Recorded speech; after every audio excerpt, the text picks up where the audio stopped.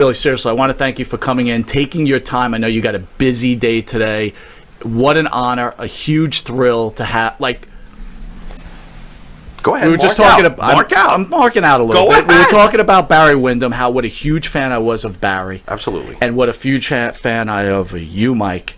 And then, oh my God, it's Ted DiBiase, the guy that drew more ratings than the Super Bowl. Yeah. On a Friday night. We'll get to that. Yes. We'll discuss that. Did you know that, Ted? You No, seem a little quizzical on Ted's that like, one. I did? No. Really? You did. We're going to find out. I know it now. Wow. And I'll use it. That's right. As you should. And by the way, at the Wrestling Universe, who they'll be signing at now, the prices has just gone up to $80 for autograph, just so everybody's aware. Everybody's got a price. Oy. WrestleMania right around the corner. Yeah. 1 week away. Hulk Hogan, Titus O'Neil will be hosting WrestleMania. Many fans angry over the fact that Hogan is even involved in this. Not us. We're huge fans. God. In fact, Hall of Famer Mark Henry makes it clear that Hogan still hasn't apologized for his comments from how many years ago? We're talking 10 almost at this point. You guys want to weigh in on the cancel culture that's going on with this country right now? I think it's sick. It's just like, to me, it's ridiculous. It is. It's, get over it. Grow up. Yeah, I think I'm pretty much from the old school of things too, as far as I think knowing your history can make you great. You learn from history, and history repeats itself. So the idea is not to repeat the bad, but keep the good. And everybody has an opinion, I get that, but sometimes it's gotten to the point where it's just totally ridiculous. For what reason? I mean, every society in the world has been oppressed one way or the other at some time throughout history, and you overcome it and try not to let it ever happen again. And you're exactly right, Mike. And history does repeat itself. Again, it'll repeat itself as long as if you don't learn from the mistakes that are made. Right. And I think that there needs to be some things around, that we can look at and go, you know what, I'm going to make sure that never happens again. But to just to trample everything out, you can't do this, you can't do that, get rid of that statue and all that stuff because of that. No, it's all a part of our history. And again, it's a reminder of what we shouldn't go back to. Are we becoming too soft as a society? Wow. I'll start it. I'll say yes. I feel we are. Yeah, I think so too.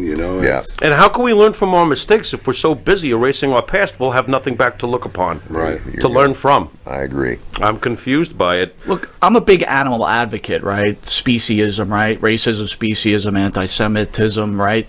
To me, they all fall into the same bucket. And look, I'm a huge fan of Hulk Hogan. I always thought he was he changed people's lives. That's what we're here on this planet, right? To change people's lives. And, my whole point is, how do we give someone like Hulk Hogan such a hard time? But with all due respect, Michael Vick, who tortured animals and killed hundreds and hundreds of animals, is being held up to this higher level. And you don't see this. It seems like such an imbalance that's going on here. Or is it just the fact that this country likes to knock people down so they can just build them up and knock them down again? Yeah, I mean, if you're in the public eye, you're in that situation one way or the other, and it's almost like the point where you're going to make some people happy, but you're definitely going to offend a lot of other people. So you're kind of riding this teeter-totter and don't know which direction to go, or step over this bounds, or you hide behind this building, or step out, front and center stage. It's hard to do this day and age because everybody's got an opinion, everybody's got a cell phone, and there's no escape. So you really have to be careful what you say, where you say it, when you say it. And that's sad because, life should be at some time spontaneous, and you don't get that right to be able to do that like you would have 30 years ago or 20 years ago or 10 years ago, for that matter. You know? Why can't people differ in opinion and get along and discuss that I don't opinion? know. It's I mean, it doesn't have to be an angry battle. It's like, Right. this is what I believe in, this is what you believe in, let's discuss it because like there's two no humans. respect. You Right. know. That's the There word. it is. Bingo. Right.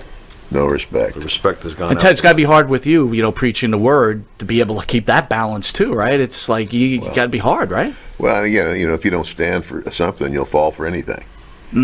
So, but like I said, I don't stress over things I can't control, because Right. there's no sense doing that. So I think the call will come, to be very honest. I think it will come. Who do you think should be in, like, as icons yourselves, like, when you look back and you see what's happening with the Hall of Fame? Because I think there is importance in this Hall of Fame. Well, we were speaking earlier. I think Demolition definitely should be in there. You know, they were a cool tag team, and there's a lot of people. If I'd have to look at a whole list, but The wrestling. like even the guy that started me in the wrestling business, Dick Beyer, and Ted knew Dick Beyer, the Destroyer. You know, he literally was in Japan, a superstar over there with his own television show. You know, I mean, Which is very unusual. for 7 years. Very For extremely American. unusual in Japan for somebody that's gaijin. Gaijin means you're a foreigner. You're not Japanese. Right. That was almost unheard of. Plus, And- he had a outstanding career in the U.S. He just never was a WWE guy, so to speak. But he worked for Vern Gagne and the territories out in San Francisco, and he was a well-known character, and literally everybody laughs because he would wear his mask when he went back to Japan. Well, that was his whole thing.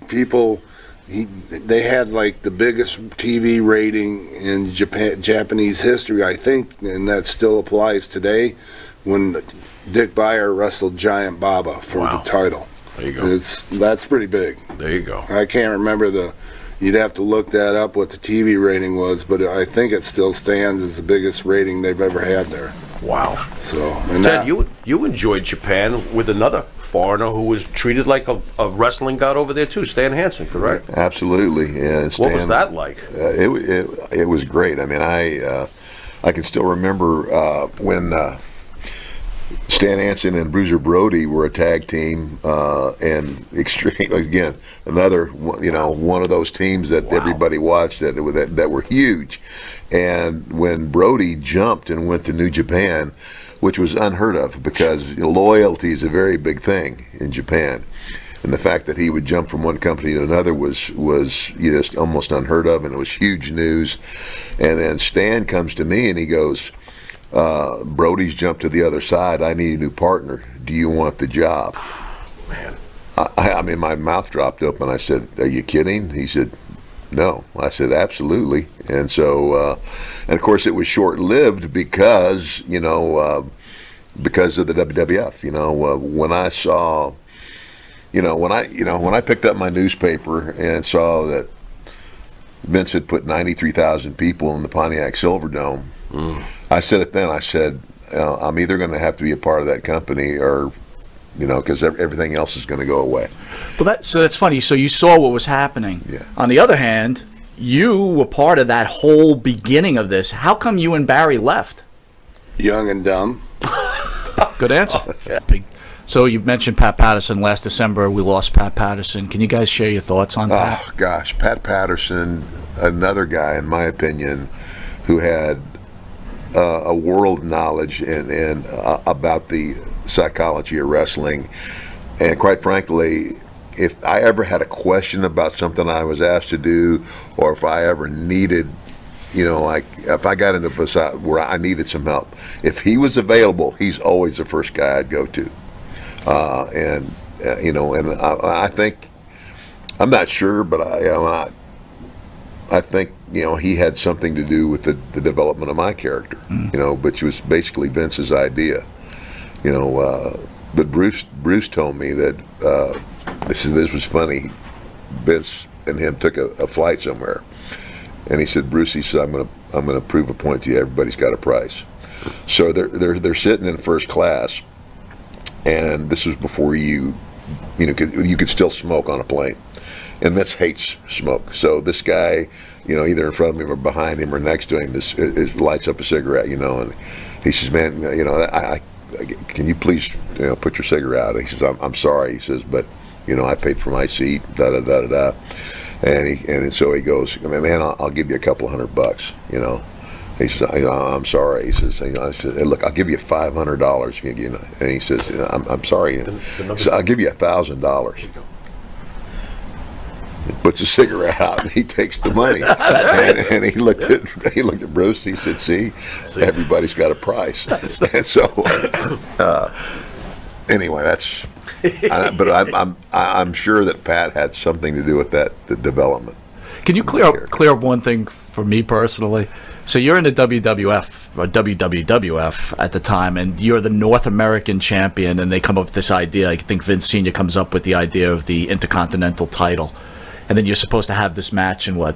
Rio de Janeiro Okay. With Patterson for the Intercontinental. Okay, what happened is the first time I went to New York, until then, my understanding was they had a world champion, world tag team champions, female world champion, and female tag team champions, and that was the only titles that they had.